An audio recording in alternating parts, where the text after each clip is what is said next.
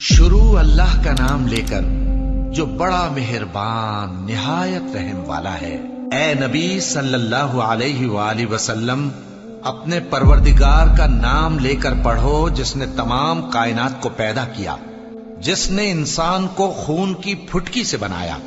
پڑھو اور تمہارا پروردگار بڑا کریم ہے، جس نے قلم کے ذریعے سے علم سکھایا اور انسان کو وہ باتیں سکھائیں جن کا اس کو علم نہ تھا، مگر انسان سرکش ہو جاتا ہے اس بنا پر کہ وہ اپنے آپ کو بے نیاز سمجھتا ہے۔ کچھ شک نہیں کہ سب کو تمہارے پروردگار ہی کی طرف لوٹ کر جانا ہے۔ کیا تم نے اس شخص کو دیکھا جو منع کرتا ہے، یعنی ایک بندے کو جب وہ نماز پڑھنے لگتا ہے؟ بھلا دیکھو تو اگر یہ راہ راست پر ہو یا پرہیزگاری کا حکم کرے تو منع کرنا کیسا؟ تو اس کا انجام کیا ہوگا؟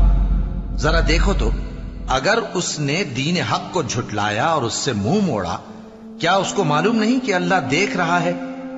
دیکھو اگر وہ باز نہ آئے گا تو ہم اس کی پیشانی کے بال پکڑ کر گھسیٹیں گے، یعنی اس جھوٹے خطاکار کی پیشانی کے بال، تو وہ اپنے یاران مجلس کو بلا لے، ہم بھی دوزخ کے فرشتوں کو بلائیں گے۔